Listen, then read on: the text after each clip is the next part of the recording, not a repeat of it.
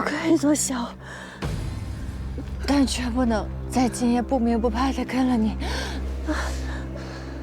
我想你明日在殿中摆上2桌，最起码让街坊四邻都能知道。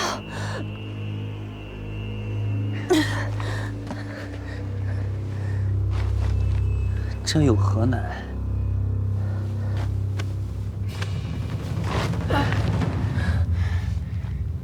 你今夜先在酒家委屈一晚，成亲前不准离开这儿。明日我叫五娘来为你梳洗。至于这些伤嘛，多涂些粉，遮住便好。走。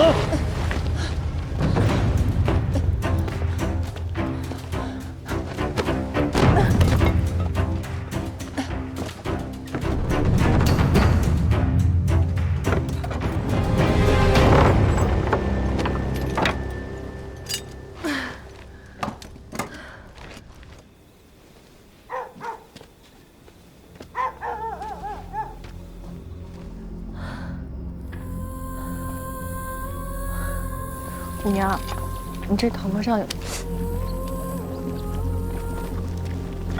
这是怎么了？五娘，你是想把牡丹逼走，对吗？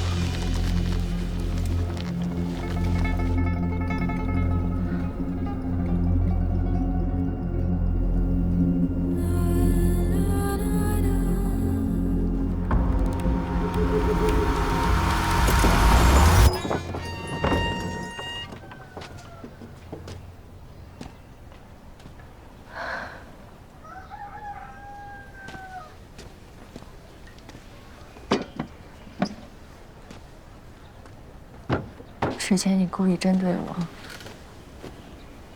一直想赶我走，实际是为了救我，对吧？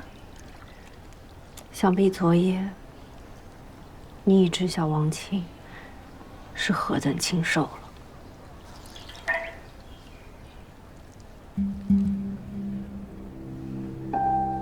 他一喝醉便要打人，怕影响生意，动手只挑引逼出。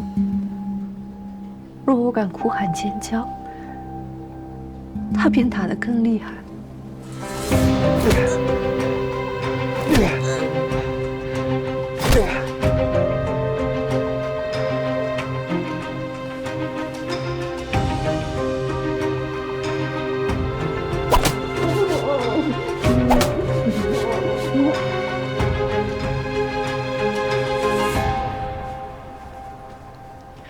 若非为了我，你也不会添置心伤。我这么晚才察觉，王庆极善伪装，当着外人总是慈眉善目的。别说是你了，就连相处多年的邻居，也无人发现。牡丹，你不是第一个，也不会是最后一个。他之前也曾强娶过其他的女子。什么娶不娶的，不过是骗到手玩弄几人，等玩厌了，就将人送去平康坊。你本有机会逃脱这里，可如今来不及了。来得及，只要你想，永远都来得及。这种夫君，你留他作何用？五娘，你同我一起离开吧，你去报官合离，再也不用受他的压迫了。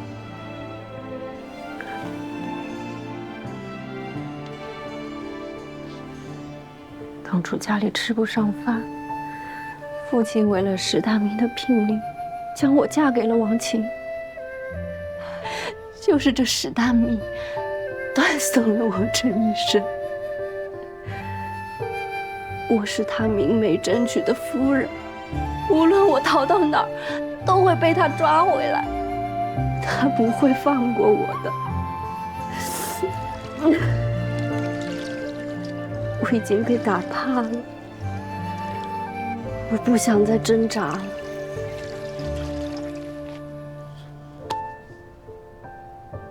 你愿意认命，可我不愿。不认能如何？后院墙高，无处可走。你若穿过正堂走正门，必定会被王琴抓住，到时候又是一顿毒打，何苦呢？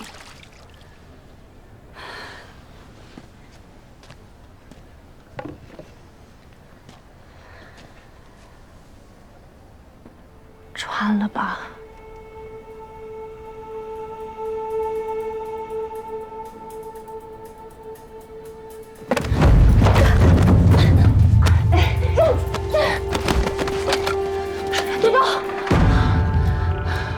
姑娘，我不想伤你，我求你不要出声，除非我死，否则我绝对不会嫁给王庆。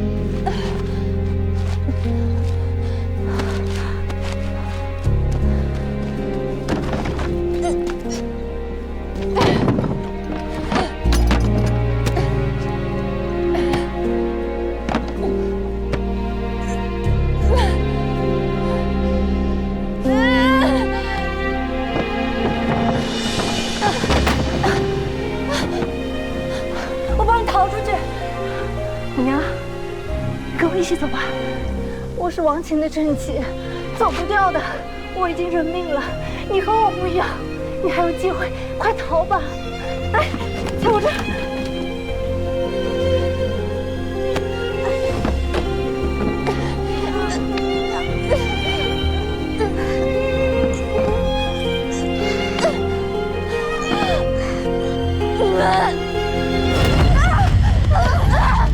死婆娘，敢坏我好事！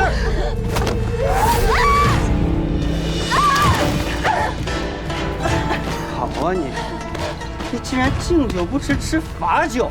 我现在就带你入洞罚法！不要，快走！站住！站住！快跑！起来！快走！快走！夫人，快跑！起来！你给我回来！起来！起来！救命！九子殿主杀人了！救命！救命！救命！九子殿主杀人了！谁在等我？空拳刺头！殿主杀人了！王琴杀人了！大家帮我抓住他！快帮我抓住他！九子殿主，快帮我抓住他！站住！救命！救命！九子殿主强占灵女了！救命！救命！站住！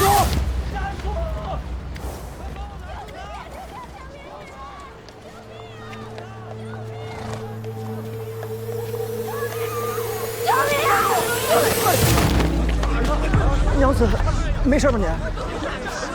文静表兄，牡丹，看什么呢？啊，听错了。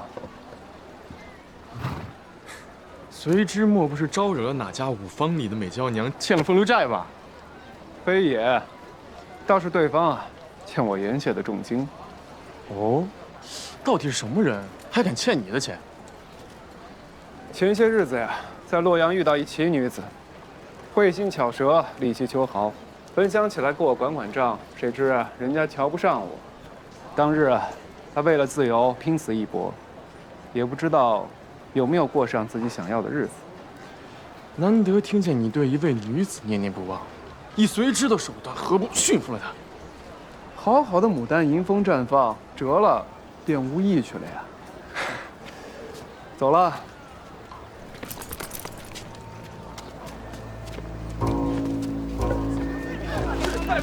表兄，怎么了？这是怎么这么狼狈啊？表兄就是他，我去他酒肆做过，他强行扣留我，逼我跟他成婚。你胡说！郎君有所不知，此女是我家陶奴，我这头便是被她砸的，不要听信她一面之词。信口雌黄！我乃国子监主簿，这是我姨母家的表妹，怎会是你的陶奴？看来牡丹所言非虚，你确实包藏祸心。我告诉你，长安法度容不得你造次。你堂堂七尺男儿，竟然欺负一介弱智女流，不能轻饶！今天咱们必得给他打一顿，替你表妹出气！不可！他人犯错自有律法裁断，你我断不可用私刑。这样，你去报官，让衙役来拿人。好，咱们围住他，切莫动手啊！来，围住他！不可！是我有眼不识泰山，都是误会。误会。牡丹，有些事闹到官府去，实在难看。请您大量，让我一走。你这话是何意？表兄，我也不想再纠缠下去了，我们先走吧。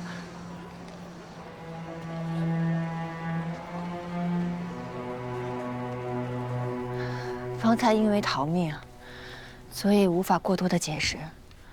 如今表兄已知晓了前因后果，便会明白，我因为户籍所碍，所以无法同王晴去见官。你受苦了。刘家做出这等背信弃义之举，真是枉读了这么多年的圣贤书。表妹何离是对的，你清清白白的一个人，怎可与那等无耻卑劣之徒为伍？表兄怀瑾莫愚，不像寻常男子那般对女子多有偏见。牡丹十分感激。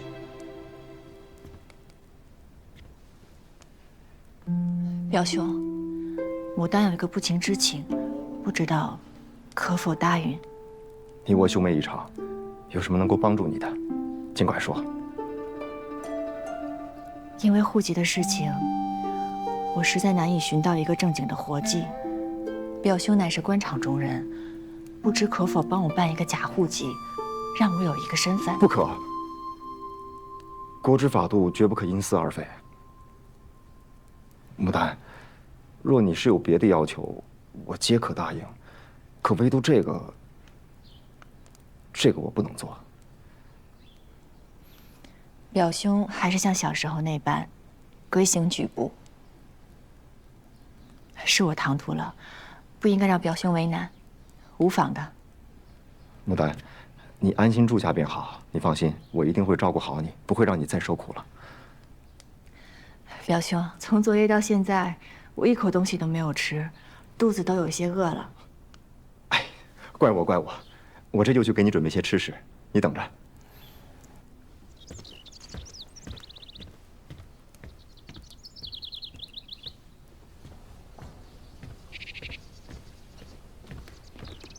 牡丹，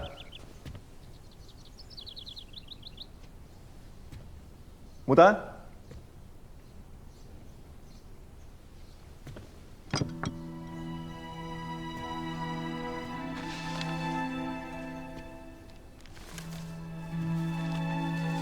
当年姨母因母亲下嫁商贾，姐妹离心，吾不愿表兄为难。若姨母休书于家父，只怕吾会被刘家抓回折磨致死。今日之事，万望表兄替吾保守秘密。来日待吾在长安有了一席之地，定传信表兄，以报平安。勿念，牡丹。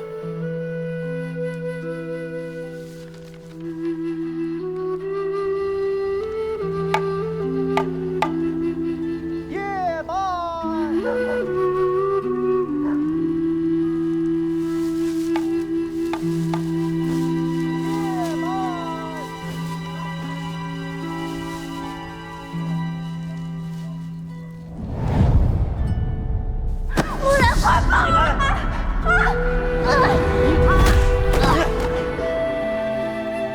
也不知道我娘现在如何。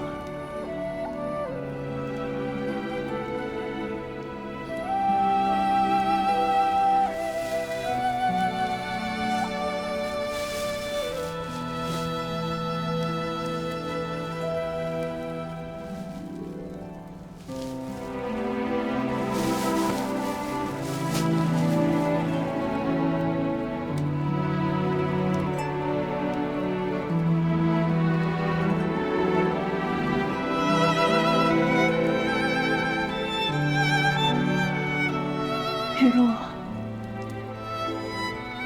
看到了吗？秋苔玉露开花了。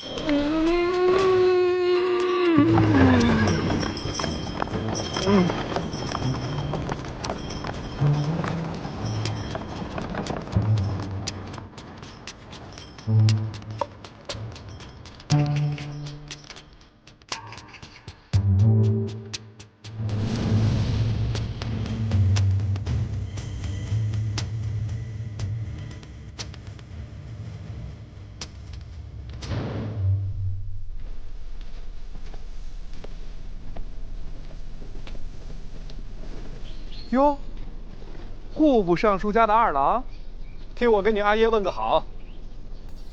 哟，兵部张尚书家的四郎，回去同你父亲讲啊，他送的龙膏酒甚合我意。谢了啊。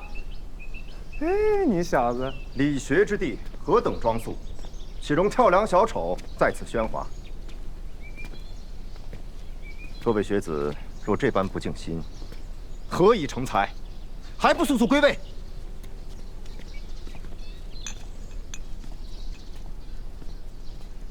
花鸟使何故来国子监大闹？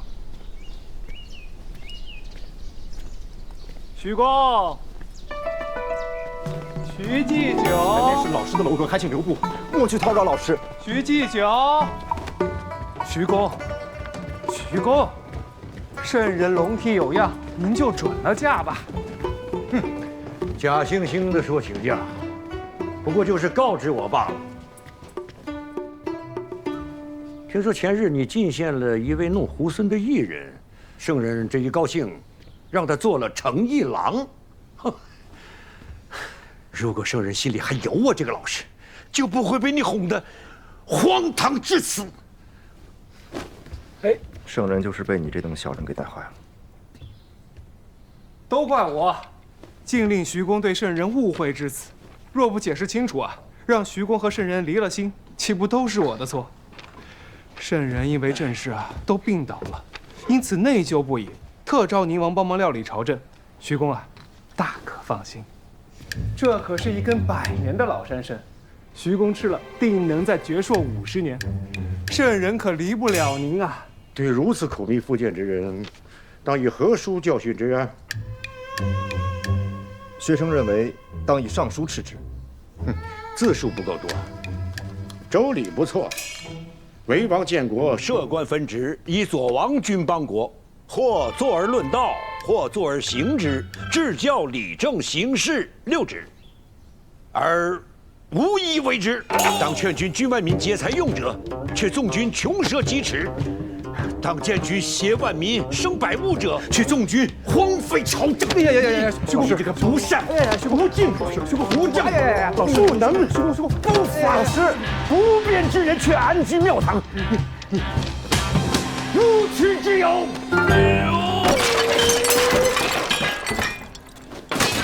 国子监乃清净高洁之地，日后若再有贪赃枉法、以身同秀之人登门，一律不准放入。是。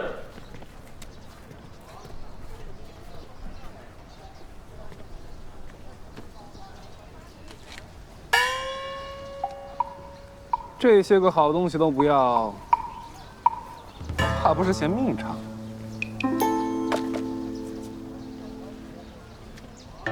走。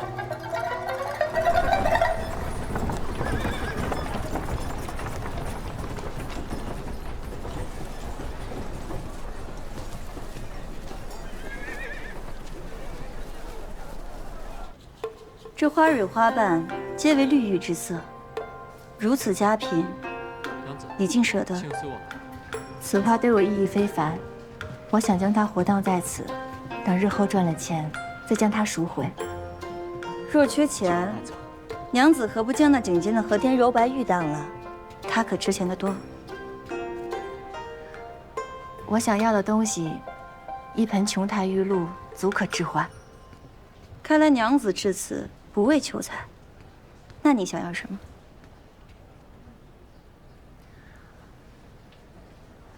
我想要一份女护良籍文书。此物该就户部找，我们哪有那个能耐啊？我在长安打听多日了，都说咱们万贯堂有口皆碑，只因不问来者，万无可求。我看到咱们堂中摆着的兽首玉雕，便知道我来对了地方。以万贯堂的家底，摆个玉雕甚是寻常不过。娘子何出此言？可那不是寻常的玉器，乃是唯有皇家可用的俏色玉雕。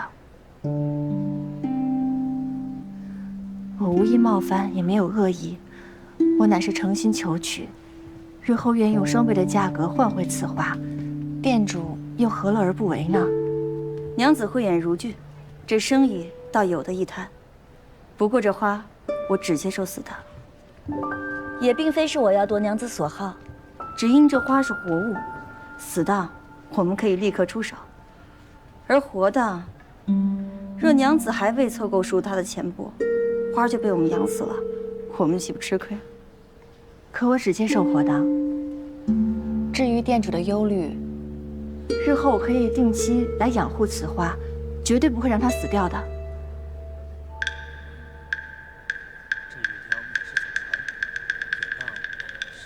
这样吧，请娘子随我一步内监稍后，这生意做与不做，我还需得请家主定夺。有劳店主。娘子请。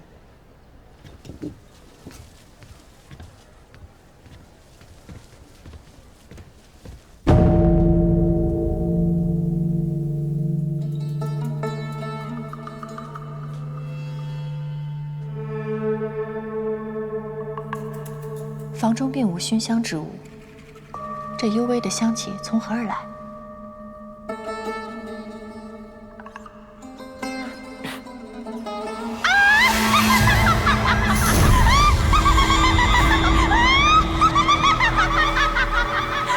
何人在笑啊？哎呦，难得见到如此妙人，娘子真乃天仙之子呀！好好说。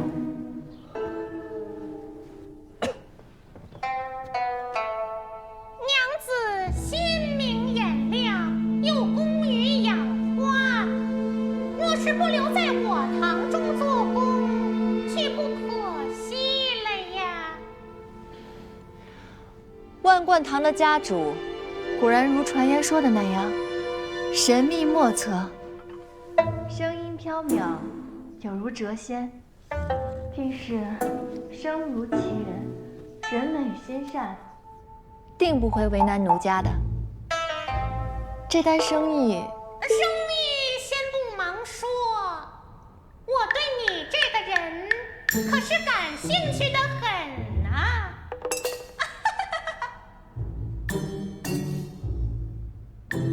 奴家不过是微末小卒，家主这是何意啊？良疾没有，炉节满箱。娘子啊，从今往后你便留在我这儿吧。奴家我呀，不值什么钱，反倒是这琼台玉露是千金难求。既然咱们今日第一次见面，不如就先谈谈生意如何。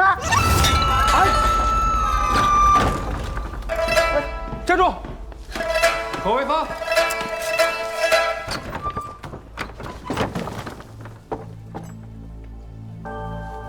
花鸟使，良机不要了。方才是你在这儿装神弄鬼啊？什么叫装神弄鬼？分明是你闯入我的店。怪不得这万贯堂何物都能换，何物都能买呢。原来你是这幕后家主。可是朝廷明文规定，这为官者不是不得从商吗？进得了别人，进不了我。至于你，直接扣下就好。哎，将军您知道的，我向来都是守口如瓶，还是莫要开这样的玩笑了。不过方才我在那个屋子里，是哪个女鬼？是哪个女子在吓唬我啊？听着可不像是云店主的声音。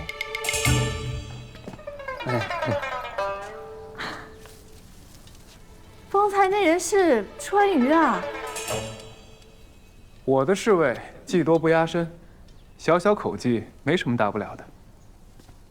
何娘子啊，我们家郎君只不过是想逗逗你，你这下手也太狠了。得罪了，误会一场。我刚刚以为这个店是个黑店，这还好屋子里有盏茶，不然我就将我头上的簪子拔下来，直接捅进去了。啊，郎君，我为了你可差点丢了一只眼睛啊！哎呦，哎不行，疼！何娘子啊，我这眼睛恐怕是被你烫坏了。是，凉茶都能给你烫坏了。接着演。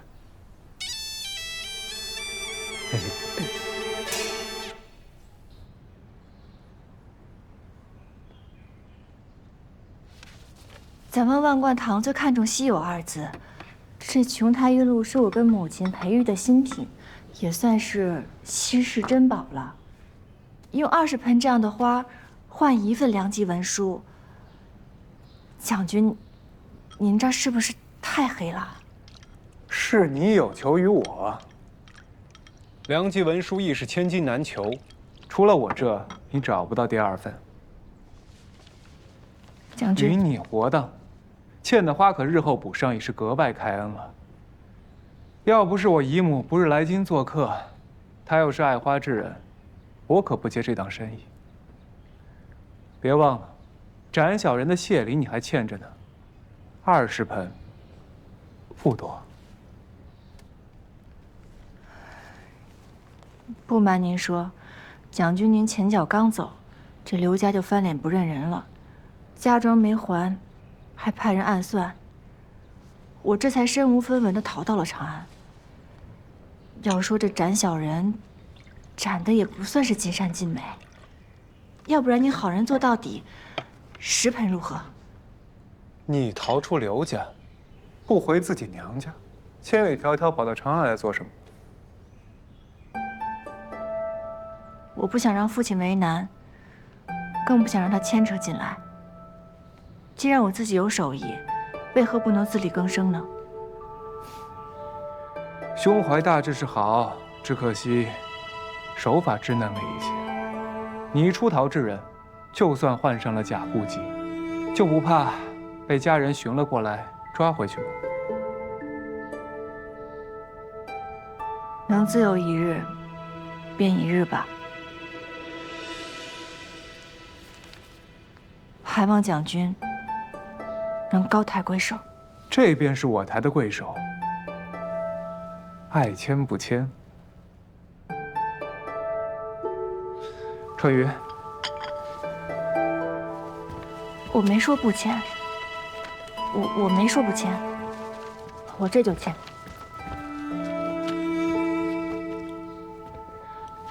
不过户籍未办妥前，我还不能写名字，我先按上自己的手印吧。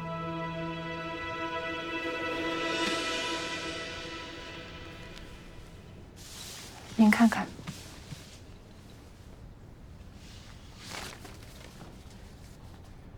行了，明日此时来取货。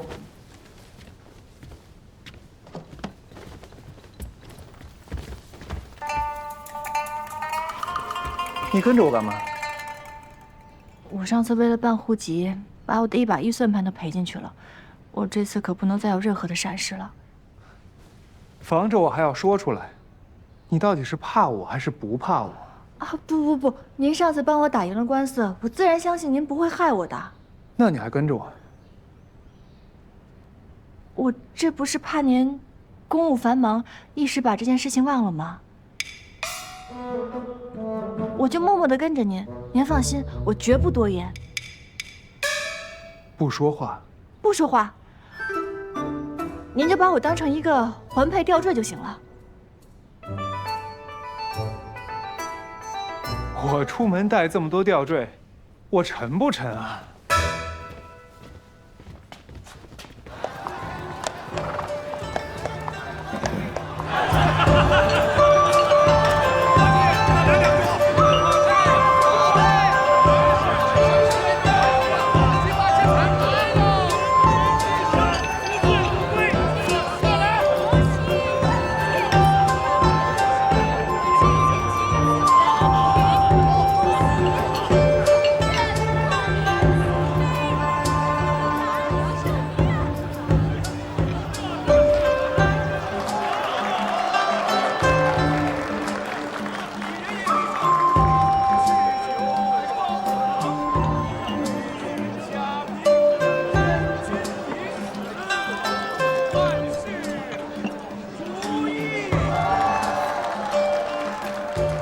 罢了，再不让你这个吊坠开口说话，你都要憋死了。多谢将军。其实我呢，只是有一事不明，这办户籍不去户部，为何来这五方啊？户部郎中每日下乡，都会来此寻欢。若不是你逼得紧，我又怎会这么急跑到这里来盖官印？这不是想着早日办妥，我也好早日安心吗？自然也是想让您能够早日清静一些啦。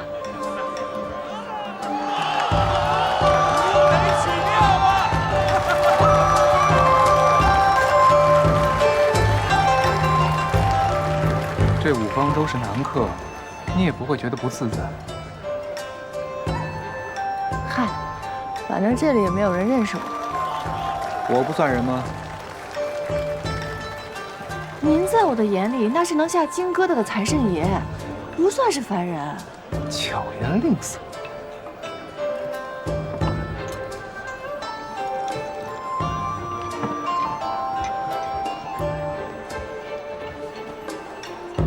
郎君，按郎君的吩咐都办好了。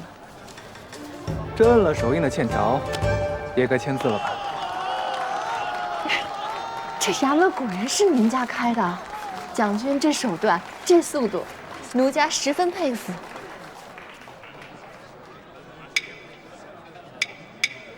蒋小花，可还满意？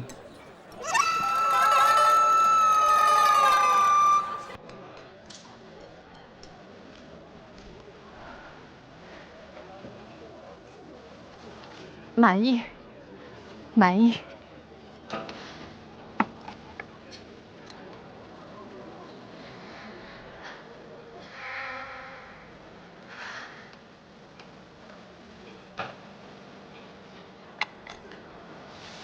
您看看，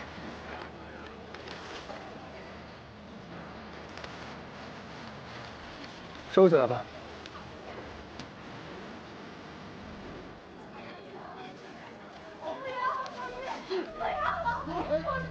走，走，起来，走，走。敢忤逆我啊！擅自放跑我的人，不给你点教训，你别忘了谁是你的天！今天我必得把你卖了，你识相点，再闹我打死你！曾经王后，你让我做什么我便做什么，别把我卖进这里做武器！别把你卖了，走！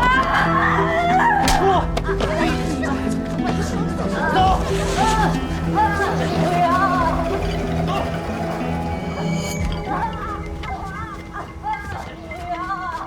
不要！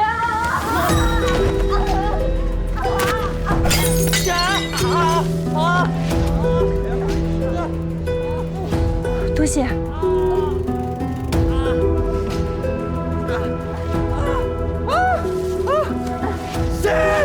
谁打我？谁？走，去看看。起来！走！杀人了！杀人了！大家快来看，有人要放弃！母娘，母丹，房晴，我之前已经饶过你了，你还变本加厉。母娘何罪之有？你竟然要卖他！只有无能的废物才会拿自家的夫人撒气。你别以为你勾搭上那个主簿，我便怕你了。如今你还不是只身一人沦落至此？我的人，我爱如何处置就如何处置，跟别人没关系。走，你起来，你起来，你起来！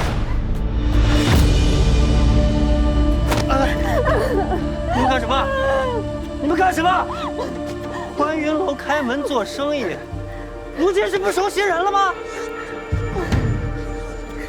你的夫人可是良籍，当然是良籍，良籍不可买卖，点妻更是犯法的，你不知道吗？禽兽不如之人，多说无益，拖出去报官，别脏了欢云楼。是。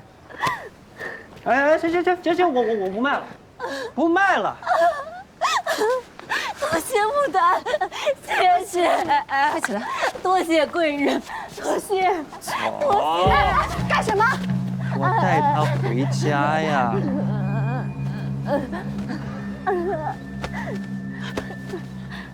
五娘啊，你还一片痴心救人呢，可是人家能耐得很，哪需要你出手？别人管得了我卖人，管不了我教训婆娘。快随我回家去，到了家我定好好待你。走，母娘，走，母娘，走，走。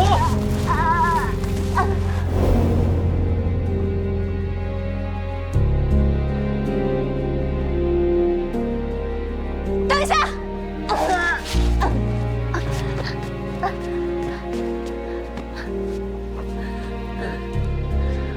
母娘，跟着我，怕还会吃苦，但我向你保证，绝对没有人再敢欺女如你。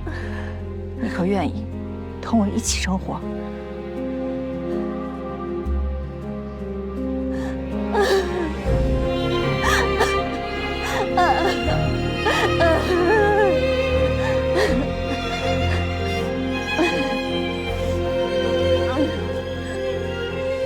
你怎样才能放过他？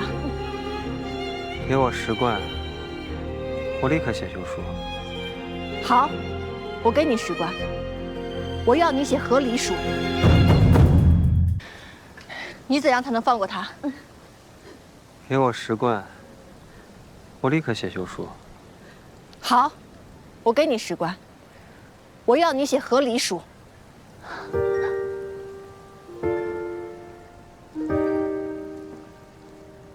行。母娘，母娘，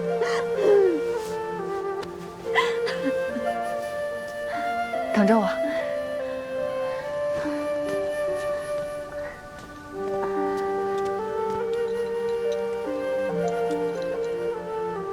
云店主，我将此玉抵给你，向你借10贯钱，利息按照你们的规矩收，可以吗？自己都快活不下去了，还有钱救别人？你之前不是说，此乃王母所赠，我到万不得已时，不忍离身，见谅了。你可当真想好了？这王琴就是个畜生，若是五娘被他带回去，定会被活活打死的。子玉是你母亲留给你的，不能当。此玉再珍贵，也没有人命重要。母亲在天之灵定不会怪我的。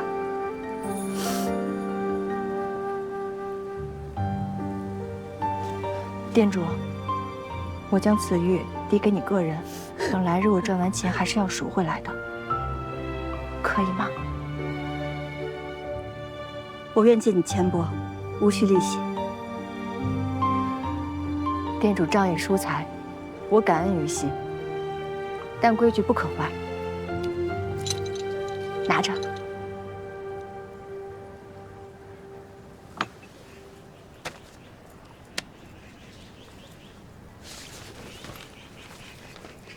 林店主，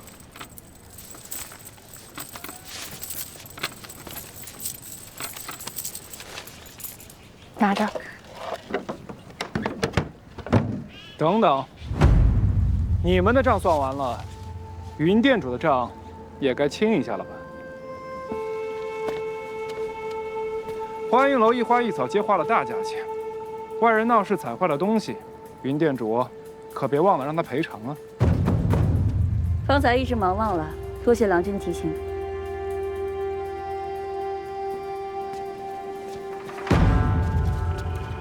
黄晴，你采坏这株牡丹叫做朱颜，市场上卖一株少说要1000文，这个泽兰少说也要卖800文。这什么花值这么多钱？你休想蒙我！这些花何价？你去市场上一问便知，哪能蒙得了你？你就算是报官，也只会多不会少。这些采坏之物算起来，至少也要20贯。你这里面都不够赔的，还缺10贯钱。林店主，剩余的钱你看看，要他如何赔偿？岂有此理！你们这是和我坑我的钱！这是你撒泼的地儿吗？既然没钱，没关系，打你1拳抵1贯，打够10贯，就算你赔完了。你们这是仗势欺人！欠债还钱，天经地义。我气谁了？我皮焦肉嫩，打人这种事，川渝，是。啊？哎！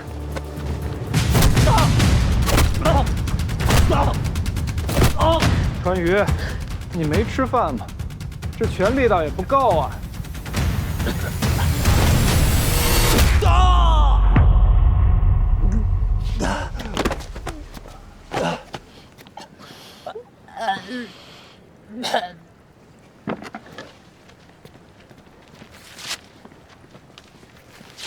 芸娘怎么也学起他来，要当活菩萨？郎君可知，这便是女子间的道义和情谊。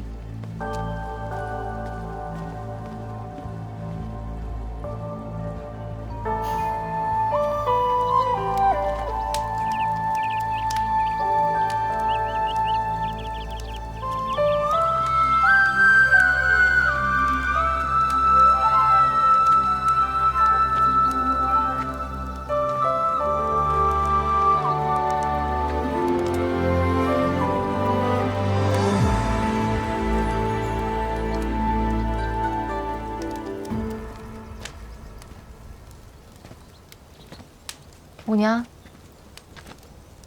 怎么样？我本还有些忧虑，但见你在这样的破败之所，人可以将日子过得很好，便什么都不怕了。人没有了自由，才是最可怕的。来，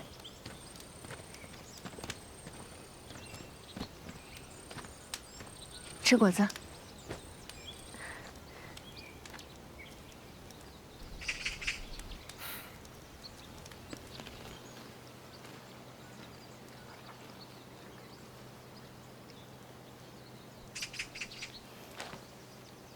五娘，你看，好美的落日啊！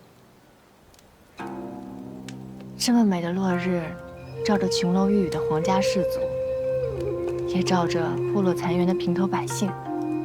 这么看来，此时此刻的我们跟他们也没有什么不同啊。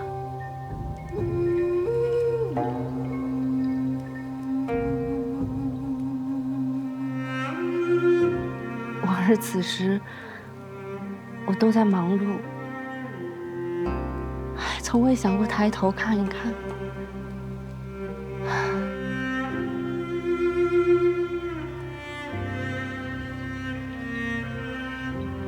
牡丹，你便如同这照亮我的余晖一般，你又何尝不是呢？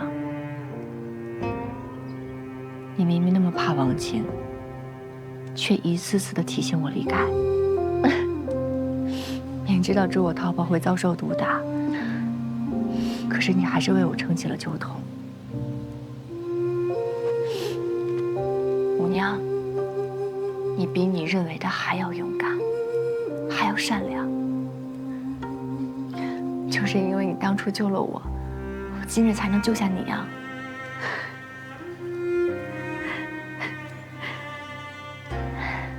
不哭，都过去了。过去了。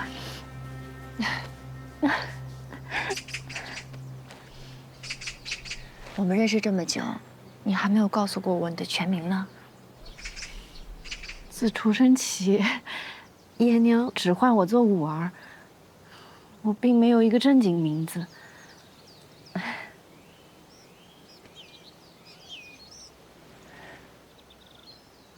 你能帮我取一个吗？好啊，今日是你的新生，应当起个好名字作为彩头。等我。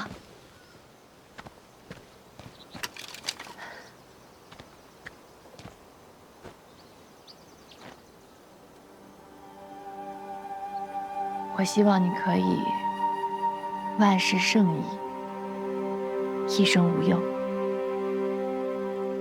不如就叫做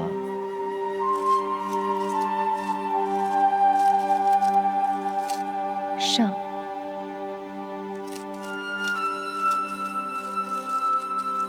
义，胜义，秦胜义，如何？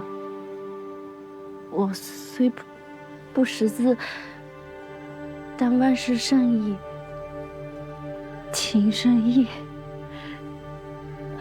我很喜欢。胜义，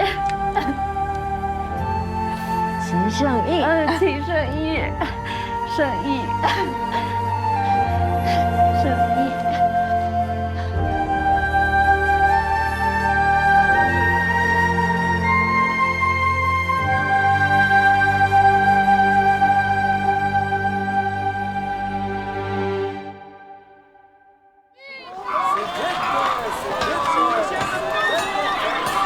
寻找活计这些日子，不是处处碰壁，就是遇到像王晴这样的歹人。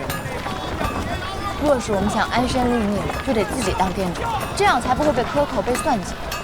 我除了酿酒做菜一无所长，咱们还是女子，能行吗？小娘子看花吧，亭亭玉立的鲜花。我们再看看。那小着回来买上一盆。好嘞。看花嘞。你看，女子怎么了？他们男子能做的，我们亦能。你都不知道，王晴的酒肆都是靠着你忙前忙后，你太能干了。我也是啊，我有看家的本领，那便是养花。长安这么大，机会这么多，早晚咱们能闯出一番天地。不过眼下咱们一无所有，得多寻几份工，多赚些钱。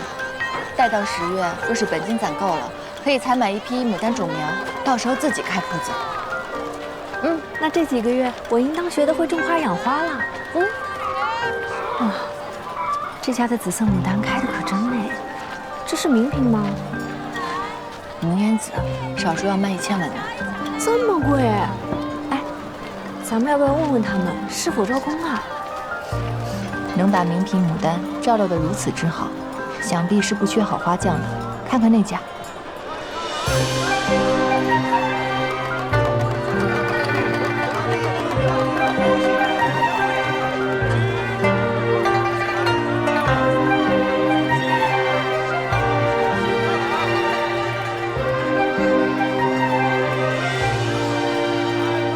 别好看。咱们已经快把花市转遍了，你也夸了好几家的牡丹，但为何都不去自荐呀？你看人家把牡丹养得那么好，哪里还需要再招工啊？再看看。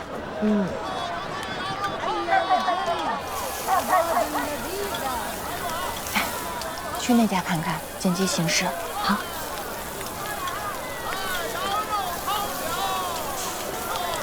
二位娘子，我这的花啊是整个花市啊最便宜的了，您二位啊来着了。可以看得出，多少钱一株啊？50文。50文？可你这花比旁人家的怎么小这么多？这花啊就是这种品种，娘子呢可以先买上几株，这含苞待放的。回去之后呢，种在自家院中，等着它慢慢开花。这满园春色呀，能赏一整季呢。你别哄我了，你这个是 M 丹吧？是 M 丹，茎矮根短的，肯定不好养活。这上面的花苞至少有一半都开不出来，即便侥幸开出了几朵，也都是像这样残败萎靡的。娘子既然这么懂，爷爷来这儿一问，恐怕不是买来自用吧？娘子这样，如果您啊买的多，咱们这价钱好商量。我是开糕点铺的，想买一些便宜牡丹，借借清香跟颜色。你这些花从哪儿挖的？若是我10日购一次，你供得上吗？供得上啊！我这些花啊是从京郊清凉山上采的，虽说离城中不远，但是呢，山里路啊崎岖陡峭，去那儿采摘的花农又少，只有我这一家啊采摘这个 M 丹。二位娘子，要多少株啊？那我们回去商量一下。你这样，等我们商量好了以后再来。哎，好嘞，好嘞。哎，娘子记得一定上我这儿买啊。哎，刚才那家的花养得并不好，你为何不问他是否招工，反而套他的话，问花是从何处挖的？那个人一看就不是什么正经的花商，多半是靠山吃饭的农户，挖到什么卖什么，不会一直经营此生意的。我本来想先攒够本钱，没有想到今日让我们遇到此良机。沈爷，这店主从今日起，咱们就得做起来了。这 M 丹在此处不值50万，但是我有办法将其养得更好，卖得更贵。你看这花市中，除了他家，无人售卖此花，这不正给咱们大赚一笔的机会吗？牡丹花天然长在山中，我们若去挖了卖钱，连本金都不需要。这可真是一本万利的好买卖。没有那么简单的，此花花苞小巧不讨人喜，咱们得购置花肥，将花苞养大，让每个骨朵啊都开出花。寻常人家的院落不大，若是亲自种植，又麻烦还容易死。但是此花花根短小，正宜做成盆栽，这样既降了单价，又能省地方。好是好，可咱们连温饱都成问题，如何采买花肥花盆？要么还是先做几个月的工，先攒点本钱再说。M 丹的花期有限，这商机更是可遇不可求，若是错过了，就得等来年了。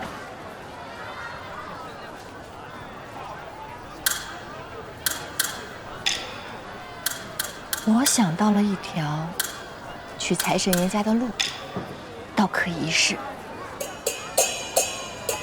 将军，我这里有一桩稳赚不赔的好买卖，要不要听一下？没兴趣。哎，这可是一本万利的好生意，你看看吧。出资100贯，2个月之后呢，这100贯就变成1000贯。若是把这生意做大了，这1000贯最后就变成一个个金饼了。画饼充饥这套我可不吃，先把欠我的19盆花拿来。若是把盆栽牡丹的生意做大了，日赚斗金，我也能尽快还上欠将军的那些花了。看看吧。高谈阔论我也会，你这笔账只是空想，毫无依据。你还是换个人骗吧，恕不远送。没有骗人，将军再看，将军蒋财神，将军要不要再看一下呢？川爷也在啊。蒋小花，本官为你改名，就是希望你重新做人，淳朴一点点。再造知恩不谢，还对恩人骗钱耍赖、榨干抹净，这可不行。我同仁宫一姐赚钱就是正在报恩啊！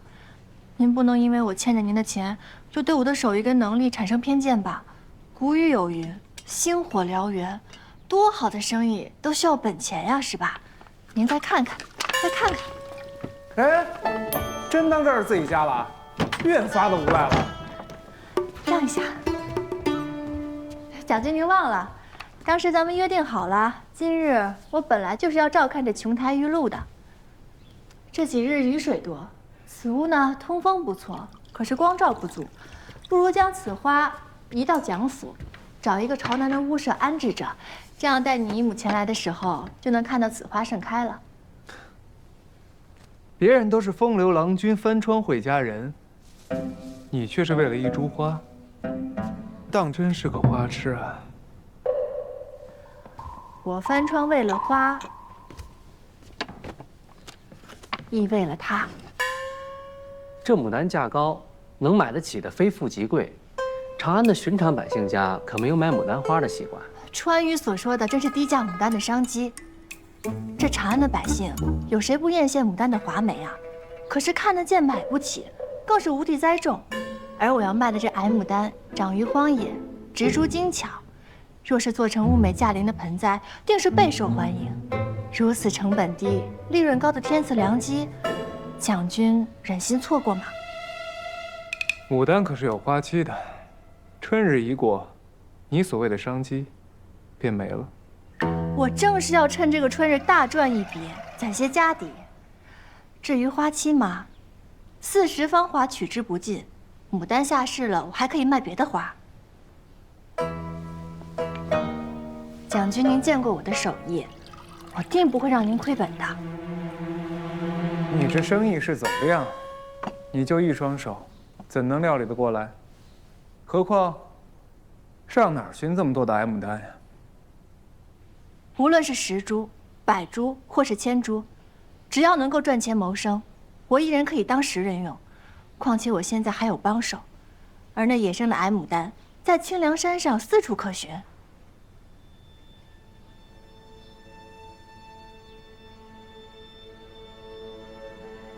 蒋军若是不信，明日我便可上山采花。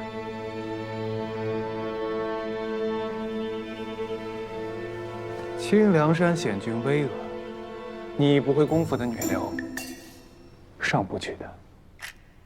一座山而已，有什么上不去的？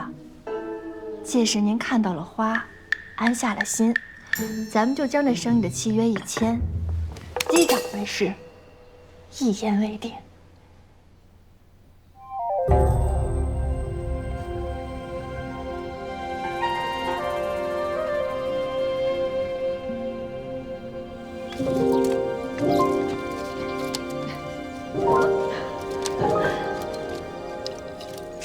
用我帮忙吗？不用不用。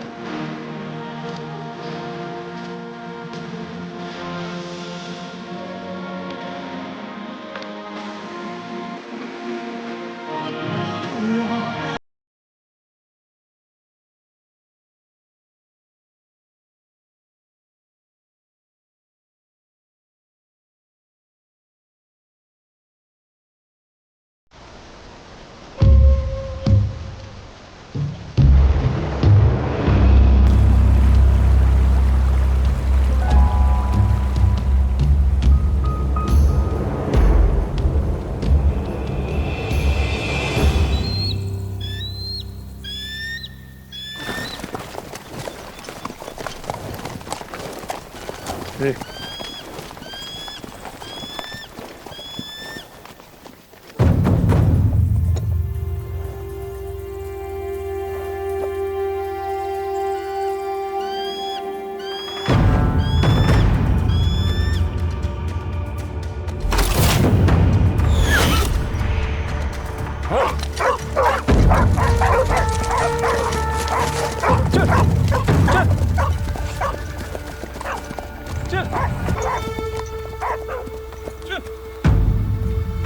大王，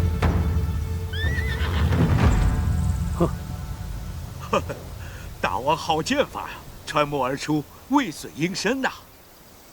是奴好，剑法百丈，不差分毫。若是军中设立神射营，配备此等利器，我朝将再无外侵之嫌。大王今日一言，可定边疆安宁100年。只是今年军费已然超支，若新设神射营，只怕又要多养几10位官员。为了社稷，本王将报请圣上，开国库。能够统领神射营的都是人才，不能怠慢。就许正五品下神射郎将之衔吧。本王向来惜才，这几日便选出人选，报送上书。内定选官，只怕言官们又要吵闹。大王，无论是选人才还是良器，本王从来不惧言官非议。否则，张尚书是怎么接管兵部的呀？这只鹰就送给张尚书把玩吧。大王，这谢大王。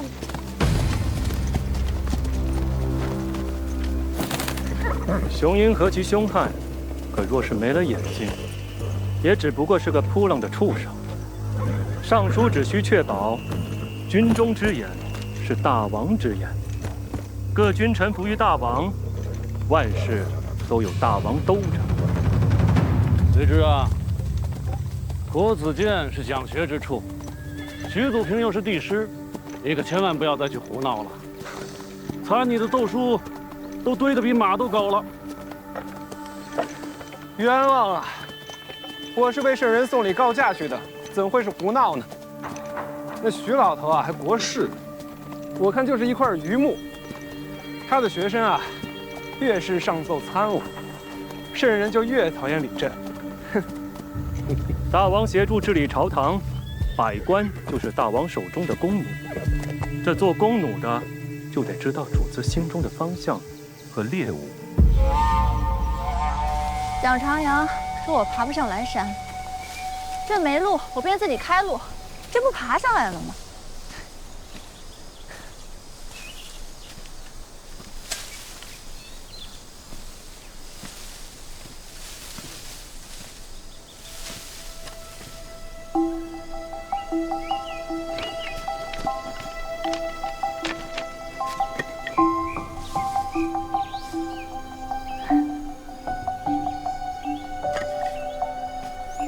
对了，听说圣人把今年户部的存档跟奏书全调出来了。圣人心系民生是好事，但是一口气要看这么多奏书，我这个当阿兄的还真是体恤他的身体啊。光是今年的奏书哪够啊？圣人恐怕要把3年的全调出来。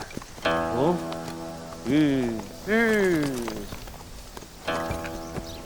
圣人自从害了头风啊，无法去花园玩步打球，憋得慌，便在寝宫里将旧奏书搭成了球门打着玩。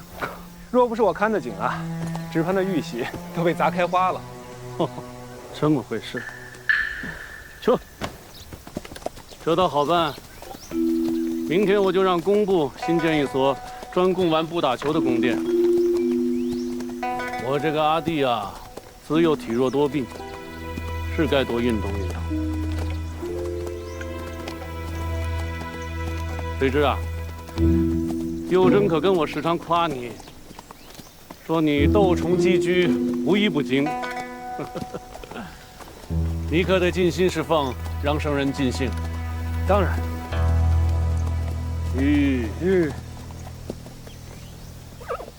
可惜啊，我那个闺女，新寡后终日苦闷。她也正缺一个像你这样的趣人相伴呢。哎，正好，你们自幼熟识，脾性相投。大王，与县主自幼熟识、脾性相投的是洛阳刘成，众人皆知。县主对他一片情深，我又怎好棒打鸳鸯呢？久未骑射，上次来这儿见到一头雌鹿，很是可爱。今日一定要将它射得回家。桂枝啊，你父母早逝，我一直把你当半个儿子看待，有些事我得管呐。你早就到了娶妻生子的岁数，这幼珍有什么不好啊？论品貌，远胜于旁的名门贵女，你对她还有什么不满意的呀？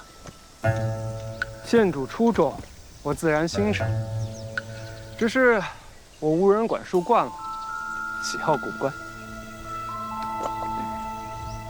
你要是喜欢那些乐府歌女、梨园戏子，养做别斋妇便是嘛。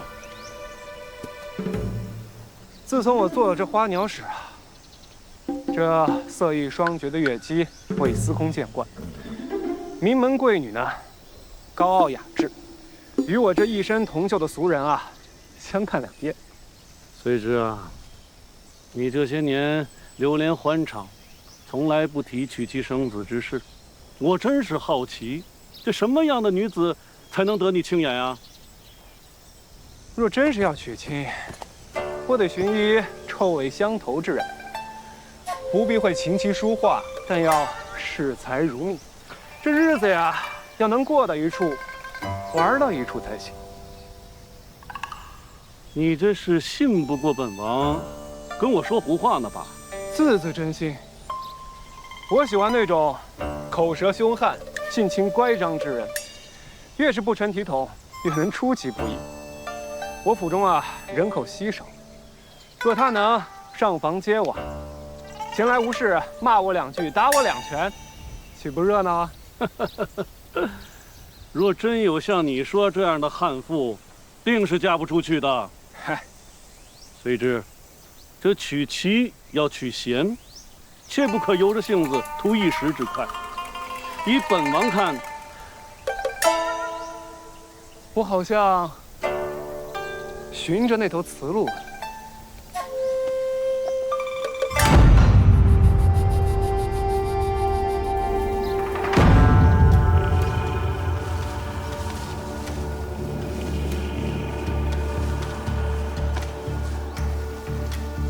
这花枝珠小，须根细嫩，还好没被伤着。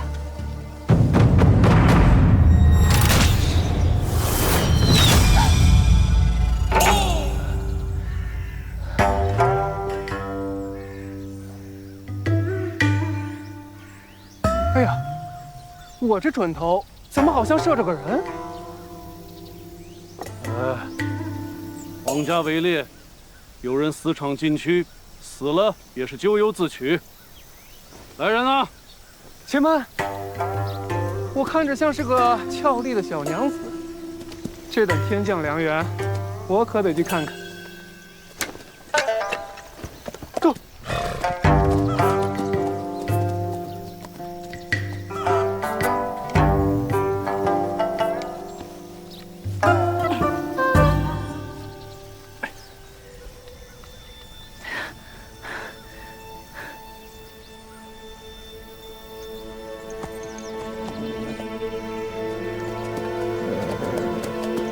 美人，美人，美人，你怎么了？美人，你抛花抛过了界，若想安然无恙的离开，就老实点。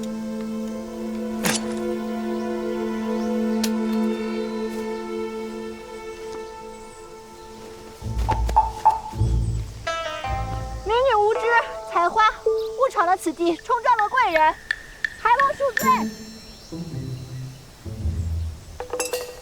既然人活着，就送到京兆府处置。将军，莫让这贱民坏了围猎的兴致。小娘子，别怕，我一时眼花误伤了你，实在对不住。伤着哪儿了？让我看看。奴家一时有点心悸，头晕啊。奴家，美人晕倒了！来人啊！营帐在何处？来人！来人啊！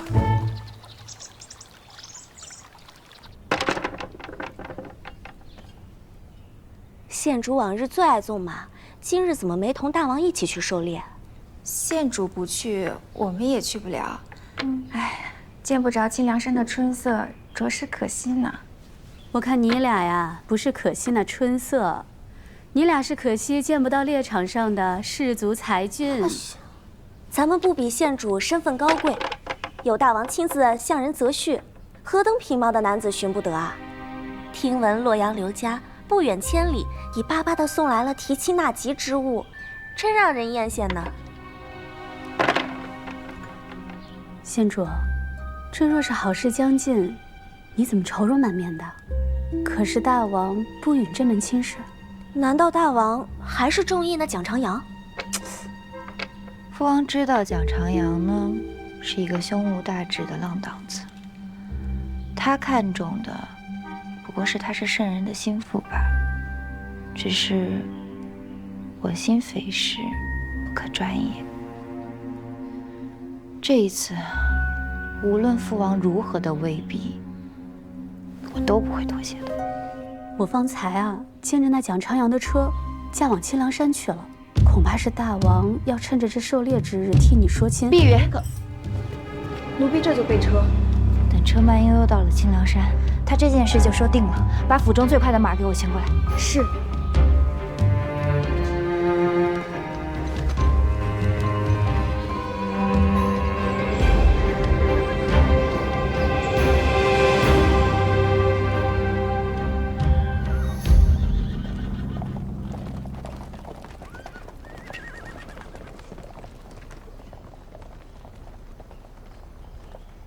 大王有意赐婚，乃是天大的喜事。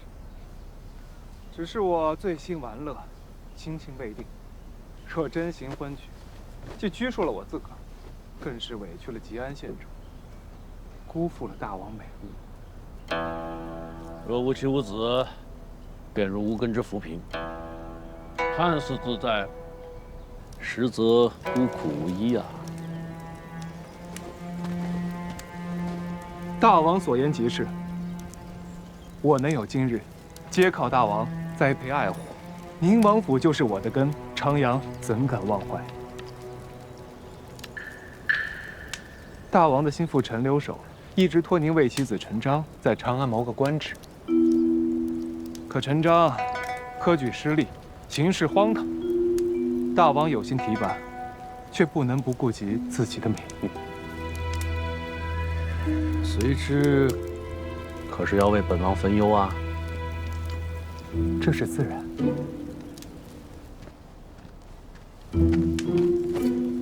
那日我趁圣人玩步打球，兴致正浓，顺口提了一嘴。圣人已经允了，让陈章在洛阳做个仓草。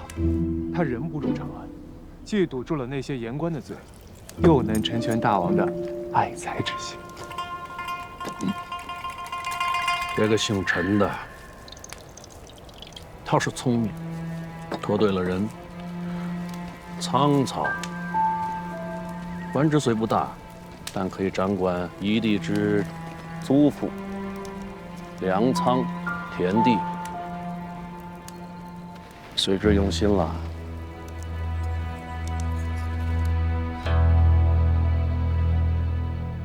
是我浅薄了。差点同情一个买卖官职的贪婪奸佞。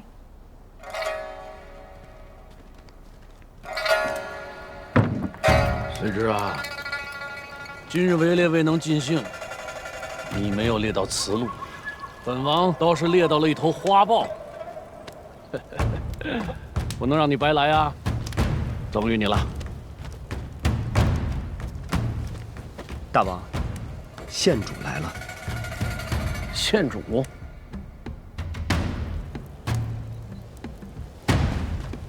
我今日猎到一美人，又得到大王的赏，实在是收获颇丰。我这受伤的美人呀，离不开我，就不打扰大王与县主说话了。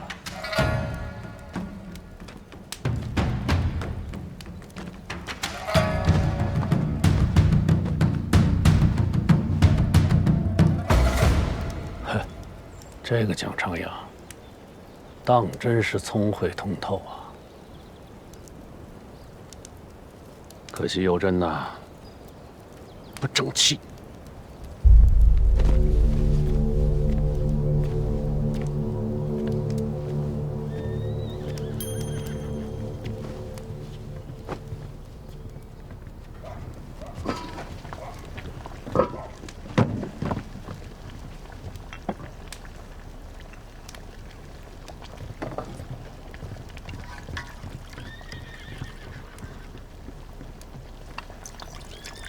别装了，方才偷听了吧？看来你很关心县主的婚事啊，要不跟他叙叙旧？小声点。人都还没上山呢，就怕成这样。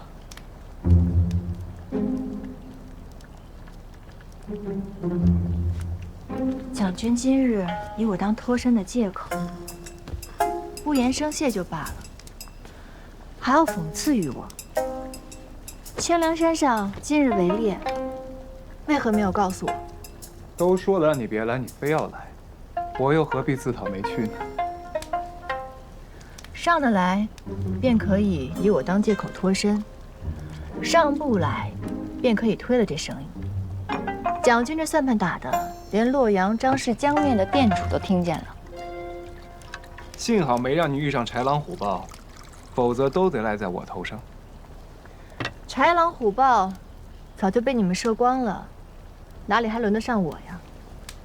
昔日有陶潜不为五斗米折腰，今日有花鸟使为花豹称臣表忠心。看来花鸟使不仅喜欢赏花，更喜欢驯兽。